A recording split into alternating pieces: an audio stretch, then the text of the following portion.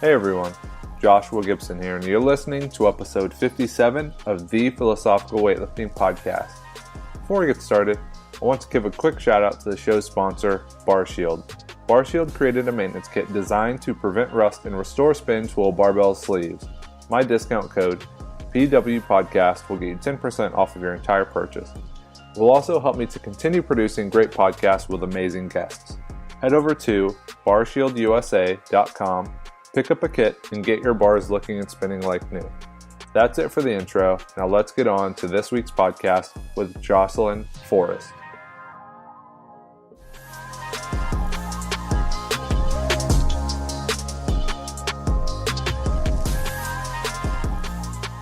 And we are live. Today I'm joined by Jocelyn Forrest Haynes, and listeners may or may not recognize the name from the old Catalyst Athletics team training videos, which are now seeing some age. Vintage. Yeah, exactly. So that's where I first actually saw Jocelyn display the incredible athleticism that she has. Like if you've ever seen her lift, like it's beautiful. Like I'll say it like that. So that paired with her time spent playing and then coaching softball, her transition to CrossFit, and then finding weightlifting, that's kind of what got me to want to bring her on the show. So Jocelyn, how are you doing?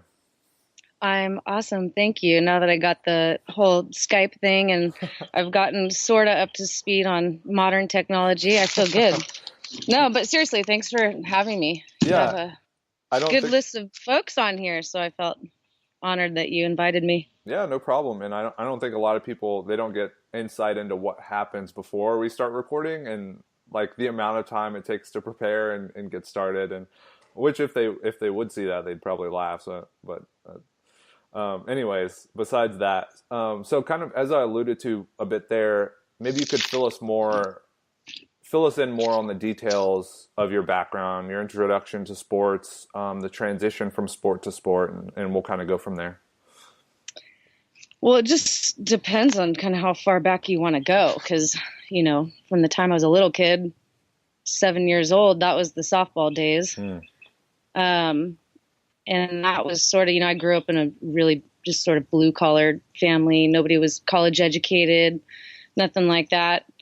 Got into softball and, after a couple years of putting in some work, I had a couple coaches say, hey, you could really do something with this. And, you can go to college, you can get your college paid for through softball. And that kind of just became what it was all about. Like, how am I going to get out of this town? How am I going to get a college education? We would have never been able to just send me to college. And that was the goal. So we did that, put in all the work that you have to put in to get that far, and went to school, Cal Berkeley. And then through that was actually my first introduction to real strength and conditioning. We had a fantastic program there. And that was the first time I got introduced to the lifts. They were just incorporated into our general strength and conditioning. And it changed my life. I fell in love with it. It was the last thing I expected to fall in love with, but I did. And I ended up liking that more than softball. I'm going to glaze over these days just to get you through the story faster. I could talk for 2 hours. There's just a lot, we accomplished a lot of good things at Berkeley. We won a championship there. It was the first ever for women's sports. But after I graduated, I stayed on as a strength coach there and dove a little bit deeper into strength and conditioning and got my first USA weightlifting certification then. And I just thought, this is what I wanted to do with my life. Not so much weightlifting as just college strength and conditioning. I thought I'd stay in the weight room forever. And that sort of got sidetracked because I had an opportunity come up to play ball overseas. And so here I am, I'm working on my master's in kines, coaching athletes in the weight room, having a blast. And this opportunity comes along, and it's a team from Amsterdam. And they say, hey, come out here and play ball with us for a year. We'll pay your way. You'll get a stipend. You can travel Europe. And I was so set on what I was doing that I said no. And my boss at the time, Mary, I told her about it, and she said, what are you doing? Opportunities like this, they only come along so often. You can coach forever, but you're not going to be able to play softball forever. And this is such a great opportunity. But I had already said no, so it was a done deal. But that same week, another team called from the same town and gave me the same offer. And so I took it and just got on a plane and flew to Amsterdam, played ball for a year, experienced, a slower paced life. And, that got interrupted as well, because then I got an invitation to try out for the Olympic team. So here I am in Amsterdam, and this Dutch team that I played for, we had made it to the championship series. First time ever for this Dutch team. And I get this call, and now I'm going, we're about to win a championship, and I'm supposed to bail on my team because I have this opportunity. It was a tough position to be in. But they were really supportive of my coming back home to try out. Flew all the way back home to California, tried out for the Olympic team, had a fantastic tryout. Was over the moon elated. I thought I made this team. And the roster comes out, didn't make the team. So I was disappointed, obviously. Felt like I had something to prove.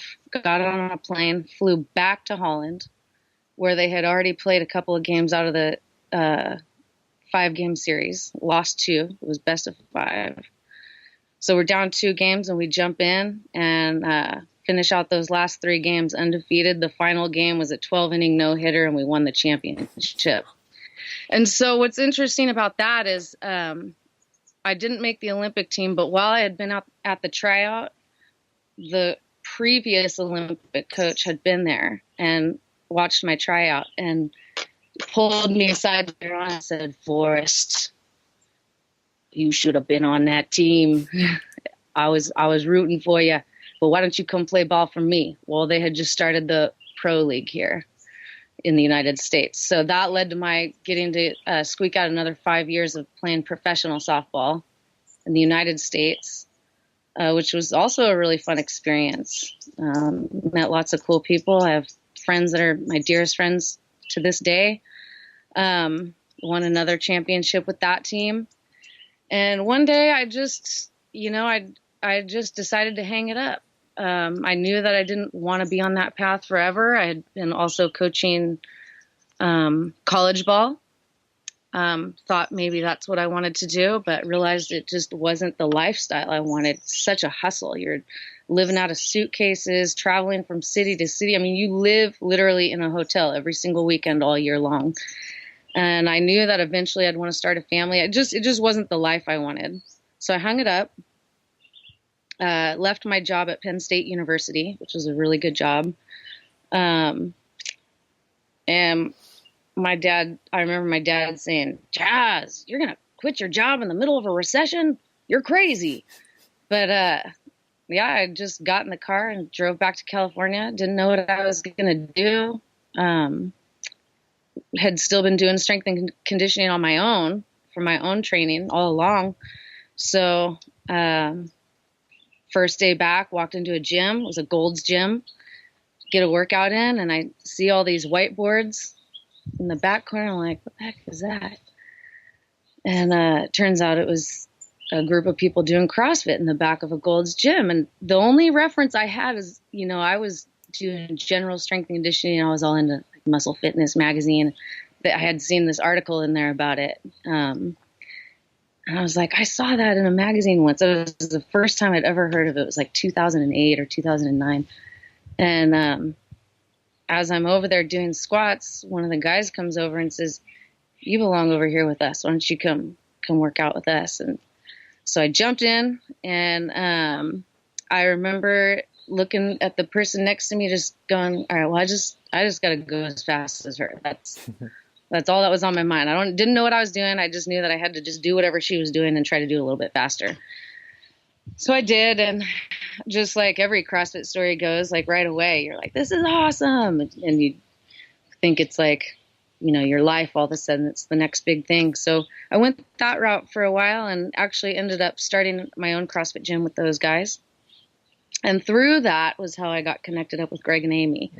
I had come across Coach Bergner, and they were going to do a video for the main site on weightlifting, and that's how I got connected with him. And then, of course, me and Greg are both Bergner kids, and he connected me up with them. And Amy invited me over to their gym one day to lift weights, and that was it. That was kind of the final thing right there. As I walked into that gym, it was super intimidating because everyone just seemed like they knew what they were doing. I had no clue, but yeah, it was just awesome, and I fell in love with weightlifting, and that was what I wanted to do. Yeah, that's crazy. I never could have guessed that, like, your experience in softball was so extensive and took you so many different places. So that kind of leads to the question, besides the improvement in like physical quality, so getting faster and stronger while you were in that sport, do you feel like it helped you develop anything mentally or change the way you kind of approach life, or your weightlifting training now? Like anything that just playing on a team and competing with other people kind of helped develop? Yeah, I mean, well, even mechanically, there's a lot of crossover. I can remember, as a pitcher, and I can just remember every time I'd learn something new in weightlifting, I'd say, that's just like pitching. That's just like pitching. There's a lot of crossover. But certainly the mental side, I guess just, you think about being on this path trying to master something. And I had done that already with softball. So I knew it, and this is interesting because I think about this a lot, about how it's a positive and a negative, but what it takes to be the best. That it's going to be a long road, that you're not just going to, I had some early success. I just happened to have some raw strength. I was not technically sound at all. And at the time, weightlifting wasn't as big. So it was easy to have some early success. So, but in my mind, I knew, I'm in this for the long haul. I'm not going to be good this year. I'm probably not going to be good next year. I'm probably going to be good in about 10 years. So just going into it with that mindset that this is something that I knew what it took. I love working. I can remember throwing, 200 pitches every single day in my backyard and loving the technique and the mindset of my finger's going to be on this seam and it's going to pull off this way and the ball's going to spin and hit that corner. And I could just do it 200 pitches over and over and over. And it was like meditation. I loved the work. And that's how it became for weightlifting. The work, I love it. It's, if I ever don't want to work out, I know that's a bad sign. It means that I'm under recovered or something's going on and it makes me sad, but it doesn't happen hardly ever, very often. I love doing the work. I love going in and snatching and clean and jerking. I could be on a program for 16 weeks doing the same complexes, doing the same thing every day. I never get bored ever. So definitely in that sense. The downside to that is I can look back and think of times when I could have done better in, say, a competition, but I knew I would tell myself, and like, your mind is so powerful that pretty much what you tell yourself is what's going to be. And so I remember telling myself, well, I've only been doing this for 2 years. I know what it really takes to be the best. There's no way I'm there now. I'm there yet. Who am I to think that I can win this medal or hit this number? Those types of things would go through my head because in my mind, it takes 10 years to get somewhere. So it's mostly been positive, but there's that little side of it that I feel like I kind of maybe mentally, even though maybe it's a strong point, actually set myself back a little bit. That's incredibly insightful. And I think that's like next level thinking. Like when you walk into a gym, everybody wants it now. And if they're not great or strong or fast or explosive, it's like, what's wrong with what I'm doing? And it's like, there's nothing wrong. It's just, it takes such a tremendous amount of time. Like I don't think sometimes it's hard to wrap your head around how many repetitions and how many hours, and then the dedication outside of the gym with nutrition and sleep and recovery. And that's an absolutely great point. And then kind of transition. Well, before we head to like the CrossFit era, with softball, did you experience any injuries that you're still dealing with to this day? Because overuse, especially as a pitcher, I could see that causing a lot of problems. Yeah, not really any specific injuries. I would just say the asymmetry in general, being a throwing athlete, and then on top of that, a pitcher who is throwing 200 to 300 pitches a day. My whole right, nothing is symmetrical, not naturally completely symmetrical anyway, but like I always tell people, it's like I'm Hellboy, like I have like this one side that's like super huge and like strong and coordinated. And then like my whole left side is all skinny and weak and kind of limpy. And, so that's been tough to deal with because weightlifting is completely symmetrical. It's Right. like, gotta be strong on both sides. So that's been a little bit challenging, and I think has led to some injuries, or just, I don't even know if I'd call it overuse, but it's like one side is really strong and capable of handling a certain level of volume and intensity, and the other side's not. So you'll find little weird things happening as a result of that. And it's just, I got to just constantly address it and manage it and stay on top of it with things like single leg work and, staying on top of the shoulder work, whatnot.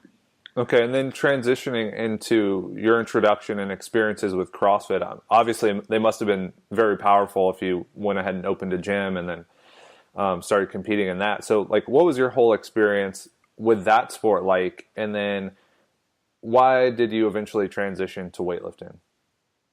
So the CrossFit, and there's a lot of kind of crossover here. So as I said, while I was in college and shortly after I graduated, I dove into the strength and conditioning and coaching, and that was what I wanted to do before I then went on this whole additional softball adventure that was sort of not planned.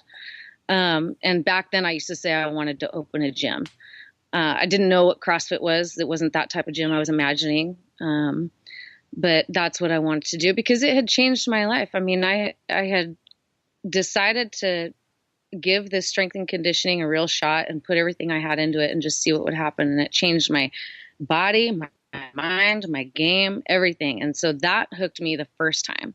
So then come full circle to when I walk into this gym years later and have decided to hang up the cleats, and here's CrossFit. It was just, at the time, it was the perfect marriage because I loved to compete.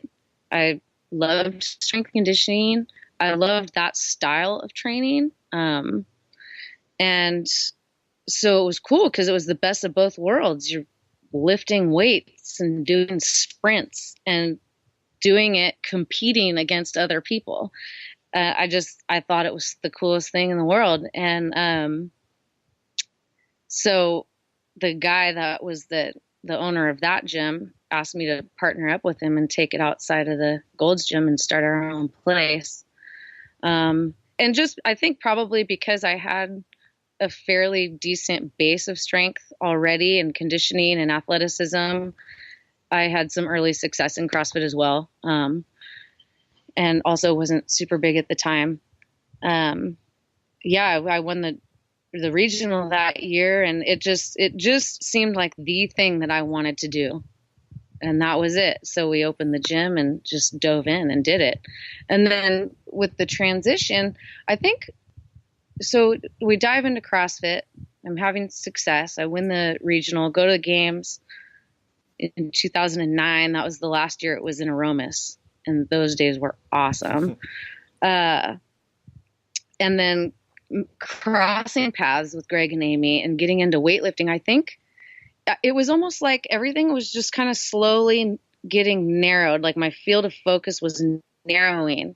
You know, it's just like if you're going to write a book, like you start out with all these ideas, but you really got to narrow it down to what is the thing? What is the thing that this is going to be about? I can't have like this huge broad focus. So, I realized that it was the lifting that I was enjoying the most because as I did with the pitches earlier in my life, throwing 200 pitches in the backyard, I really enjoy mastering a skill. At CrossFit's a really neat thing. I mean, these athletes, especially these days, are incredible that they have this huge spectrum of things that they have to be able to be good at. And when you do that, it's really hard to be the best at any one thing, but these guys are pretty awesome at all of it. But I really like seeing what's the exact thing. You know, I like that really focused skill set to work on every day. It's meditative to me. And I'm still refining it to this day. You know, it's the snatch and the clean and jerk. And it's real simple, and yet it's not.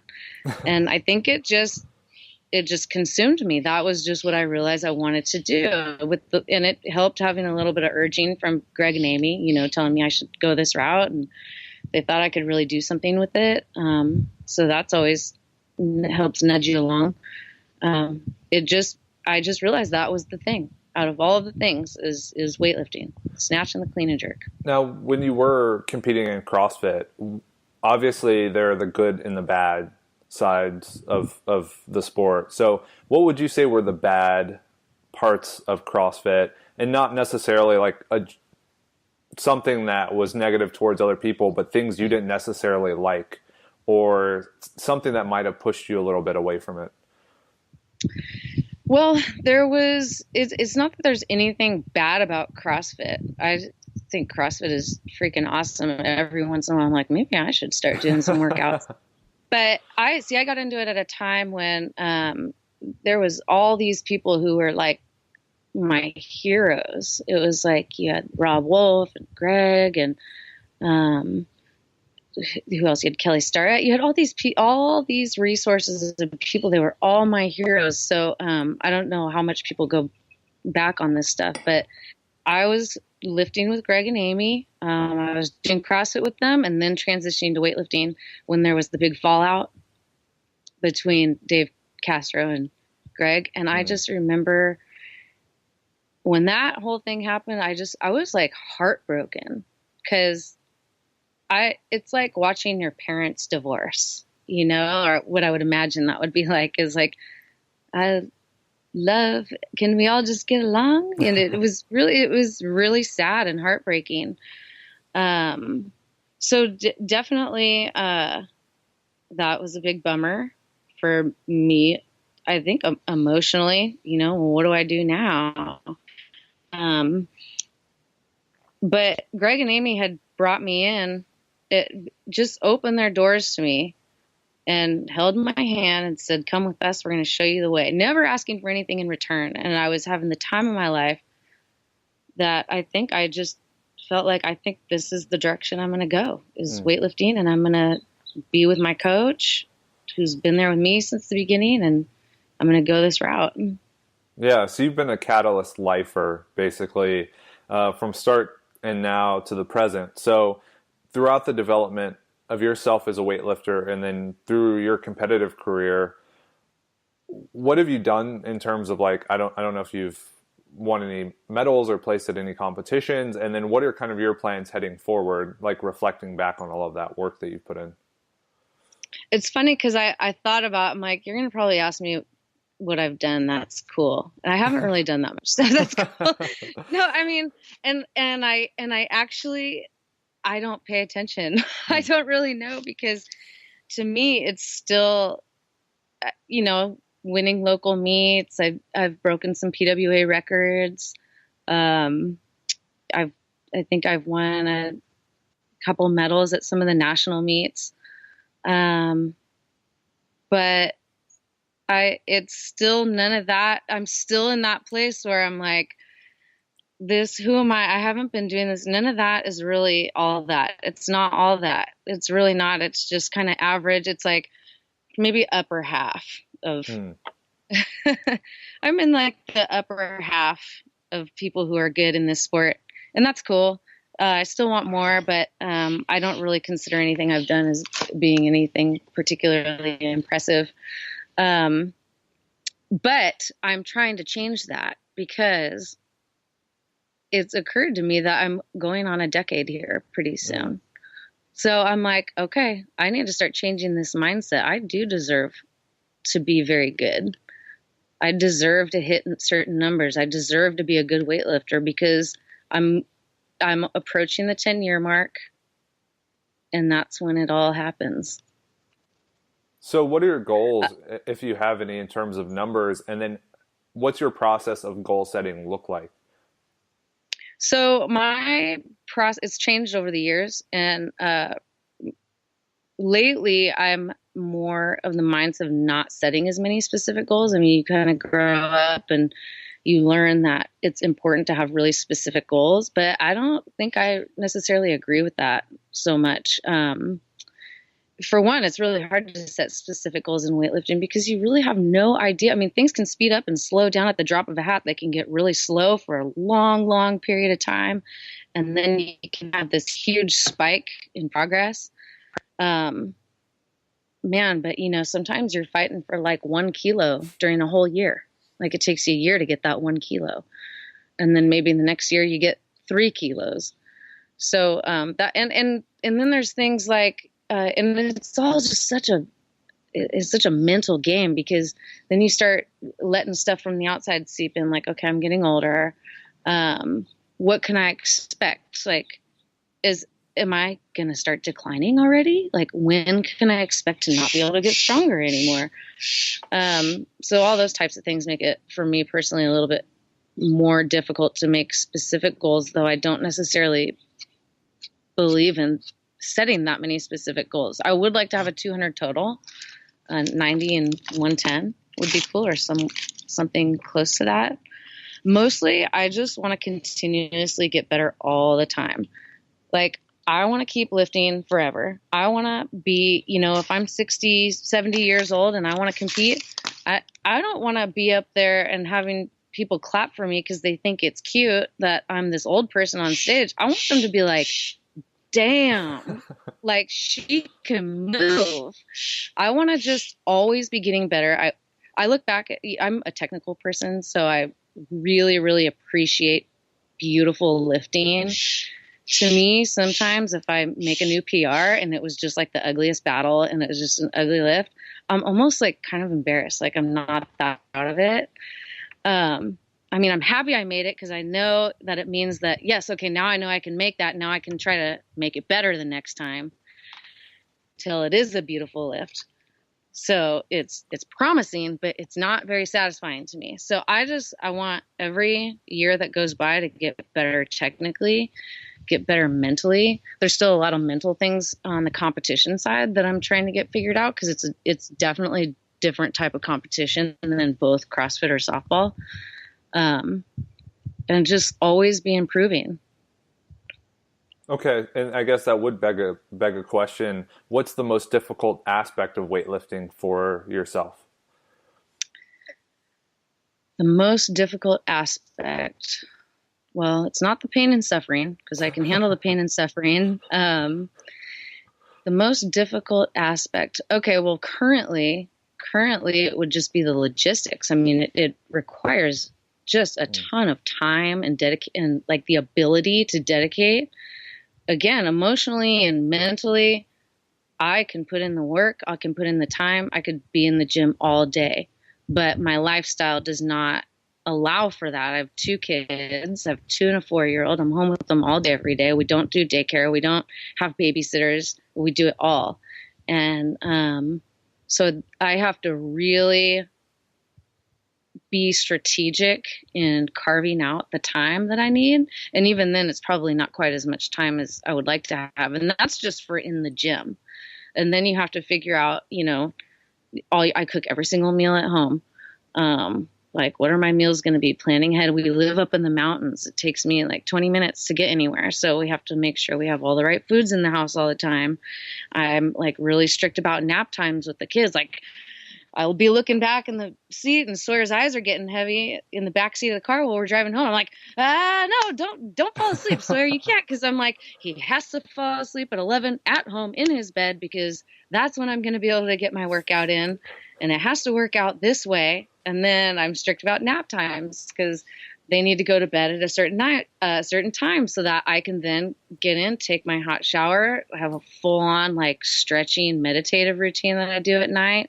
That's when I have a little bit of time to do my own learning, reading, listening to podcasts, and all that's super important.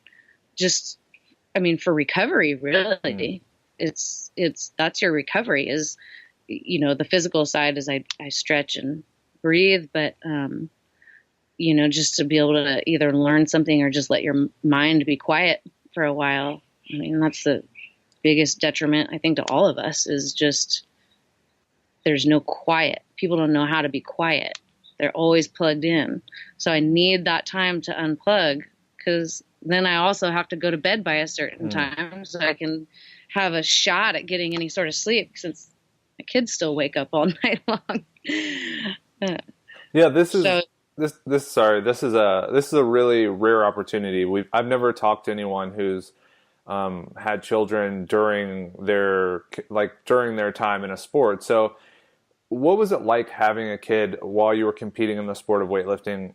When you were pregnant, what did your training look like? And then after you had your child, like, how did you ease back into it? Because I personally have no idea like what changes need to take place. So I'm sure you can offer a lot of insight into that. Well, that's another one that's very individual. I thought that I was going to be this hard charger all the way through till the end. And by probably most people's standards, I was, but not compared to like some people I see out there that are doing just like crazy stuff all the way to the end. So I was, and I know there's a lot of talk about this right now about how quote, listening to your body, end quote, is not good enough. That's not good enough advice. And I get that. And I'm on board with that, but that's what I did. So I just kept training, and Greg would still just send me a template. But all the weights and volume, the intensity and volume was up to me. And then every time I would tell him, okay, I'm ready to take this out, because I don't think I can snatch anymore, because that bar is hitting pretty high on my hips, and I'm starting to feel it up against my belly. Then that goes away. And then mostly just when things would become uncomfortable, it would be obvious to me that it was time to take it out, all the way to the end. But I'll tell you what, growing the baby and birthing the baby was the easy part. To me, that was a piece of cake. I was lucky enough to have a really smooth, pregnancy both times, and also delivery. It's the logistics afterward. The physical healing, but also just the logistics, because when people tell you they're not sleeping, or at least when I tell you I'm not sleeping, I'm not sleeping. It's not like I hear people say, I didn't sleep, I only got 5 hours of sleep last night. I'm like, no, okay, well, I'm getting 0 to 2 hours accumulated. This, especially with my second baby, that was so gnarly, and it still is. Like, he just doesn't want to sleep, and I know it'll pass, and I know things will get better as soon as we can all start sleeping again.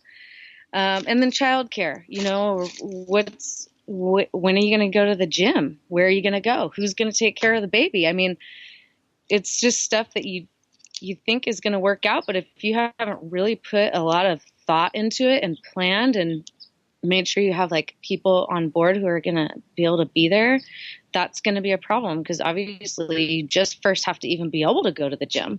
So now you're sleep deprived, and you're trying to figure out how to go to the gym. That's all the kind of stuff that was really hard for me. Continues to be a challenge, but I'm slowly, over the course of the past few years, I'm getting it dialed, how it's all going to work out. And I'm really lucky. I mean, I'm lucky enough to be here with the kids, because I sold my gym after Jackson, my firstborn, was a year old. So I sold my gym, and then was here with the kids. And that's been, I don't know how people who work full time would do it, because when are you going to go to the gym? And then when are you going to see your kids? Like, you're going to come home from work and then go to the gym, and then what? When do you see your kids? it would be really hard. So I'm lucky in that sense. I think a lot of people who are able to do that, a lot of times they're working in a gym, so they can kind of like have those like windows of time to work out at work. That seems to be pretty common. But if you just like had a regular job in the real world, I don't know how. Hats off to people who are doing that, because that's crazy. Yeah, and you talk about the logistics, so having the demand on your time and then your sleep schedule and then everything else. So how what's your flexibility look like in terms of your programming? Do you go in with something that's hard and written, or what changes do you make on the fly? Like, what does your programming look like now, and what does a typical session look like? So a typical session, the one beautiful thing about it is Greg is super understanding that, I don't necessarily have a lifestyle that's perfect for weightlifting. So he's flexible. So he gives me the program, but when I have to just make decisions on the fly, there's no issue with that. But it's a standard program. I come in, basically it starts upstairs. So I'm like, I get my clothes on and I get my knee sleeves up and I'm doing my stretching and making sure that all that part of it is taken care of ahead of time. And then I go in and I put my youngest one down for his nap, because he's still so young that having him in the gym with me can be rough. But the older one is pretty cool. Like he'll hang out and draw on the whiteboard, or he'll want to lift weights with me or ride his bike around, whatever he's going to do. So that works fine. But the younger one is still in that window where it's like, it's going to be rough if he has to be in the gym with me. So I get him down and then I just jet down to the gym right away. I go through my dynamic warm up and then my bar warm up and then, into the main lifts. So it's usually some sort of squat, usually some sort of pull, some either complex for the snatch or clean and jerk, or just full lifting. And then abs back, some accessory stuff at the end. And then that's the bulk of the workout. All right. It's very, very basic. Yeah, it's basic enough. I mean, pretty much it's classic weightlifting. Yeah. Well, so you have a background in, like what you said, kinesiology and like exercise science, something like that. Do you feel like that education helped your ability to become a better weightlifter or become a better athlete? Do you feel like there's any carryover there? No, none. Yeah. And I'm just telling you that there's no carryover from a piece of paper in my experience. I've done all my best learning being in it, being in everything I've done, whether it be softball, weightlifting, CrossFit, being in it, being under a good coach, learning from the best, being around other really good athletes, being connected to people who are really good at what they do, and just being in the field. That's where I've done all of my best learning.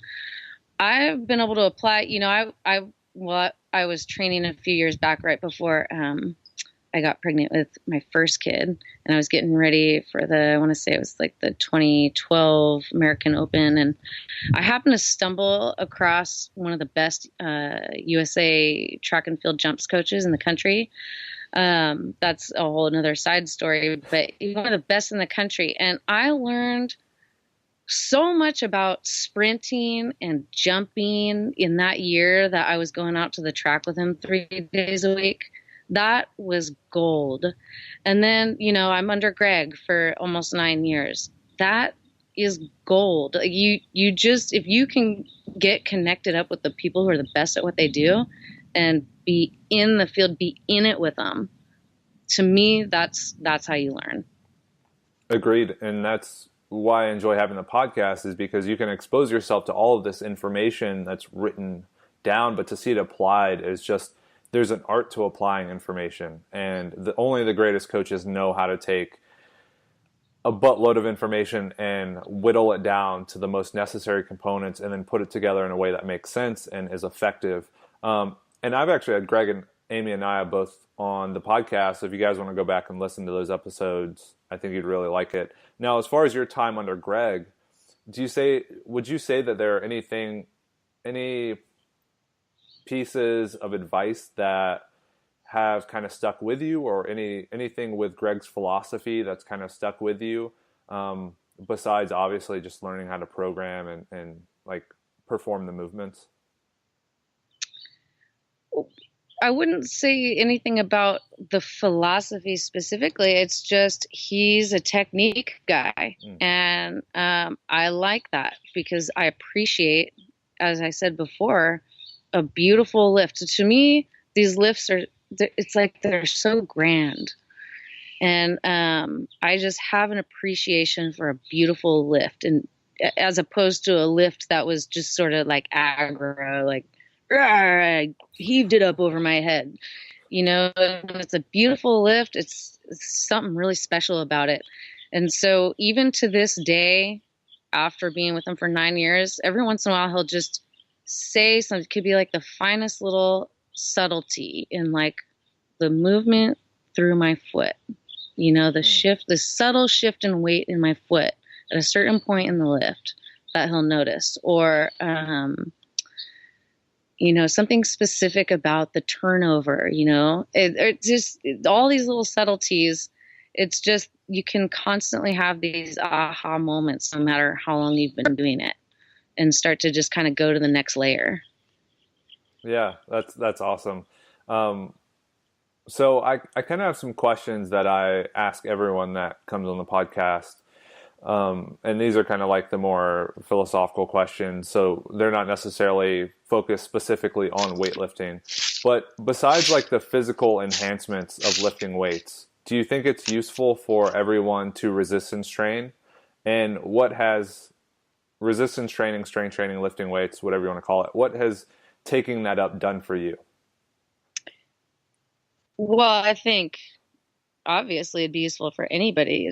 Resistance training, just from a scientific standpoint, is going to keep your bone density up, and most people who lift weights live longer. So just from that standpoint, but also just the emotional empowerment that comes along with it. I think that's sort of cliche, and everybody will say that, but it's true. It's just there's a sense of freedom that comes along with being able to do really difficult things and having a surplus of strength.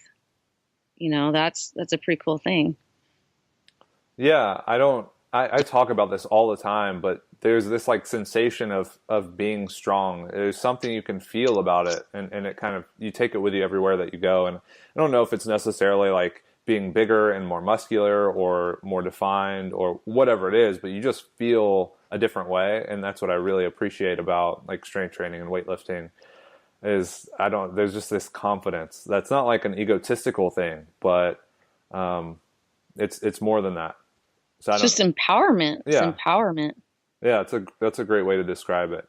So the second question, and I'm sure you've had so many life experiences, it's going to be hard to whittle it down, but what would you say the worst mistake you've made? What is the worst mistake you've made as an athlete? This could be in any sport, in any situation. Worst mistake. I don't know if I really believe in mistakes. I like that question, and I wish I had been more prepared. It's just learning. Yeah. So it's like the mistakes are actually good ones, because that's where you really are forced to look inside and figure out where you're still falling short. So I don't know.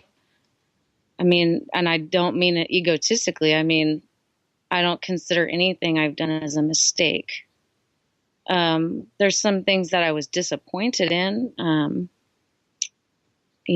I really wanted to win the gold medal at the 2012 American Open, and I won silver. That bums me out, but it's not a mistake, because I'm really forced to go within and figure out, well, what was the mental switch that happened? Because that's what it was. It was like a last second mental, something switched where it wasn't supposed to be. And I'm still think about it and how I'm going to make sure that doesn't happen the next time I'm up there. Yeah. Can you explain that a little bit more, like that whole experience? Well, it's just, you visualize, you're in this place where you're on this mission, and you know what it is that you're going to accomplish. You know what it takes. You're putting in everything, blood, sweat, tears, hours. And and you're so prepared for this one moment, you've visualized it a million times in your head before you got there, and somebody can say something or do something that can suddenly trigger you back, if you know, back to this place where you believed that you were back to being that person that thinks, who am I to think that I can win this medal, that early lifter. So, yeah, there's just little triggers. And if you know them ahead of time, you can plan better for them. Whether it's, you know, for different people, it's different things, the things that make you nervous, whether it's the smell of the auditorium or the clock or the judges or the fact that everybody's warming, you know, whatever it is, you just have to prepare for it. That's really insightful. And I mean, this is kind of similar, but that's one reason I don't have my athletes that I'm coaching in a warm-up room watch anyone else's lifts, especially Right. especially on the competition platform, because if you start seeing people miss their third attempts over and over and over, like, even if you don't register that, there's something inside of you that can switch, and you don't want the possibility there. Right? It's all about minimizing the impact of the environment. Right. Well, minimizing the impact of the environment and just being totally, I hate to say confident in yourself, but no, it's more like you're being authentic. You're so authentic and you know who you are, that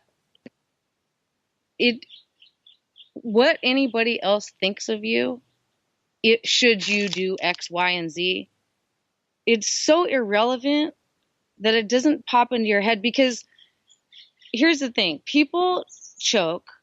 Why do they choke? Because they think about it, crosses their mind, whether they dwell on it or whether it just crosses their mind. What if I don't? What if I miss this lift? What if I look stupid? What if I, you know? And so these are little thoughts that can creep in, of even the possibility of what if you're just so authentic and so you know who you are, it doesn't matter. It doesn't matter what if. So then you can have all your focus go into what needs to happen. The only thing I'm thinking about is how I'm going to hook this bar. The way the pressure on my feet is going to feel against the floor. I'm so in it that it's irrelevant what if something doesn't work out. That's great. And my girlfriend might get mad at me for this, but she doesn't want to compete, and she's been training in weightlifting for like 3 years, and she's really good, but I don't know if she has this weird feeling about people watching her and judging her movement or judging her if she missed a lift. But that's like, I'm going to have her listen to what you said and just remind her that it's not about that. It's just about doing what you've been doing, being confident in yourself. And that's it. At the end of the day, like, those people, they may think something, but it's so fleeting and you'll never see them again that it really doesn't even matter. Well, that's the modern saber-toothed tiger, the fear of what other people think.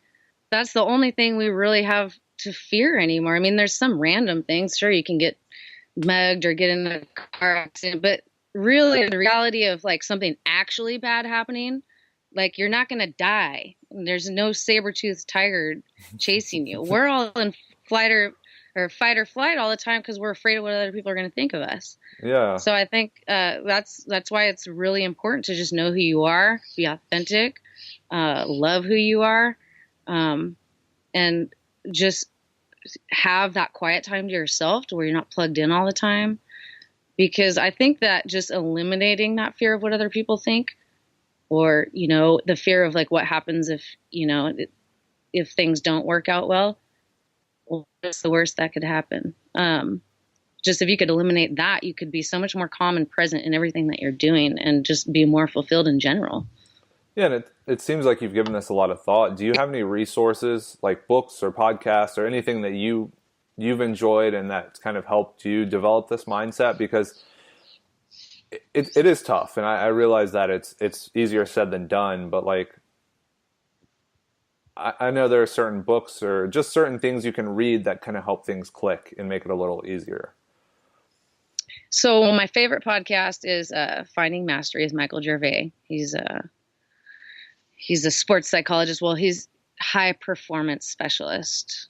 So he's puts out a lot of great stuff about this. And then I'm really into reading about flow state. Stephen Kotler puts out books, and he's on various podcasts. If you just search his name, he's a guest on multiple podcasts. He's the man if you want to learn about flow state and how to just kind of get into that zone that I think everybody's probably experienced at least at one time or another, but you can actually like get to the point where you can get yourself into flow like regularly and when you need it. So look, just Google Stephen Kotler. Awesome. Thank you for those. So the last question, this is like the big one. It even caught Sean Waxman off guard. So I think it's pretty good. Oh God. Okay. So what is one thing that people can do each day to become a better person? This can be outside of weightlifting, outside of strength training, just anything in general. That's easy. Unplug, practice mindfulness and meditation. And that's like kind of something that a lot of people are talking about these days. Like, I meditate. And then it's like, look at me, I'm meditating. There's a picture of me looking out over the ocean. I'm putting it on Instagram. That's not what I'm talking about. I'm talking about, like schedule. You have to schedule it because people interrupt you. Just time to just be quiet with yourself. And people think meditation is like this thing where you're chanting and doing a mantra and like sitting a certain way. And that's a form of meditation, but meditation is really just, it's focus is what it is. It's not being without thoughts. It's sitting quietly. You know, I'm out here right now on the bridge out on our property, you know, under the oak trees. I come here after almost every single one of my workouts. And all you have to do, even if it's 20 seconds, is just take a big deep breath in to your belly, not your chest, and just notice what it feels like. Breathe out and just notice. And if your mind starts to wander, that's okay. It doesn't matter. Just bring it back and notice again what that breath felt like or what it feels like in your belly, not your chest. It doesn't have to be all hippy dippy. It's just being quiet and still and not needing all these outside sources of entertainment all the time. It's just, there's a peacefulness that it brings you that it helps you recover is what it does. Because when you're just in fight or, in go mode all the time, you're never recovering. Yeah. And I think a lot of people, and I may have said this on a different podcast, but a lot of people think of meditation as having a quiet mind in the sense of not thinking anything. But I like to frame it more as just not attaching yourself to any one thought and like becoming consumed by it. So like you're going to think, I mean, that's a function of who we are as people, but it's not becoming so attached to an emotion or a thought that you become distracted and then you start becoming like hypersensitive to what's going on, almost like you were saying in that go mode. So like you can meditate during training. I mean, essentially just kind of sitting there resting, your mind's quiet, you're just taking your time between attempts. You can meditate while you're making breakfast in the morning. It's not like something that is incredibly special and you have to go to some like yoga studio and like make this formal trip. Yeah, I think that's great information. Yeah, well, great advice. And I will say this, I'm telling you this, but I'm no way claim to have mastered meditation. To me, it's still very new. And I knew you read so much about how important it is. And so you think, all right, I'm going to start doing this. I'm going to go sit out on my deck and maybe I'll set up my phone and take a picture of no, I'm just kidding. But, no, but it's like you think, and what I realized was, when I'm just practicing. I'm just trying to start getting good at it. And I realized, when I should do it? Every time it occurs to me that, you get that thought, like, I need to start meditating. Do it right then. take 10 seconds, and then that will grow into something. And then, of course, unplugging, the mindfulness, being present. That's a big one with my kids because I am so structured in everything I do, that, putting down the phone, putting down everything, and actually connecting with the people around you. Like if you can just put your phone away, all your devices, all your technology, put it away, all the way away, and just be present with the people around you. All of a sudden your life just gets so much more colorful and meaningful. And it's just not so riddled with just stuff, this incoming stuff all the time, and you can just quiet yourself. And the reason all of this is even important to begin with is not just so that I can be like some peaceful hippie. It's so that I can lift big weights, because if you can't approach that bar and be completely present in what you're doing at that exact moment when you're trying to make that big lift on the stage, if you can't be present in what you're doing with your kids, how are you going to be present in that moment? Because you're going to be thinking about, what does everybody think of me? What happens if this doesn't work out? No, that's great. That's phenomenal. And I just want to reinforce that point. Like, of course we talk about these things in their like perfect, practice perfectly. We can talk about programming, we can talk about technique, meditating, whatever it is. But in practice, it's much more difficult, and none of us are perfect. Like, I can have the best training plan, but in practice, like it's never going to be perfect, because there are just too many things we can't control, and things that are unpredictable. And the unpredictable parts of it is what force us to change and kind of reflect and think about it. And you just have to continually practice and get 1% better, 1 kilo better. And I think that's, at the end of the day, that's going to add up over time. And 10 years later, like, you're going to be hitting those like milestone totals that you've dreamed about. That's right.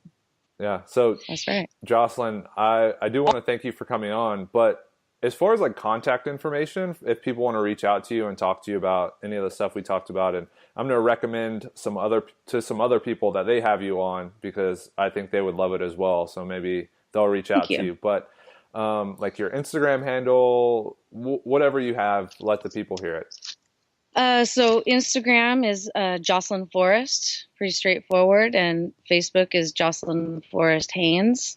And that's pretty much it. I just downloaded Skype for this conversation, and we ain't got no internet up here. So I'm on a personal hotspot right now. That's about as far as my technology goes. Yeah. And thank you for coming on. And I hope everyone enjoyed listening to this and pulled something away from it, because ultimately that's the goal, is just to help someone think about something a little bit differently and a little bit better, I guess. So thank you for giving me your time. I really appreciate it. Thank you. And I appreciate your time. Yeah, no problem. I'm always down to talk weightlifting and life, and I guess philosophy, because that's part of the podcast name, but whatever. So guys, if you enjoyed what you heard, like, share, subscribe, leave a review, do what you guys can do to help spread the message. And I guess we'll catch you in the next episode.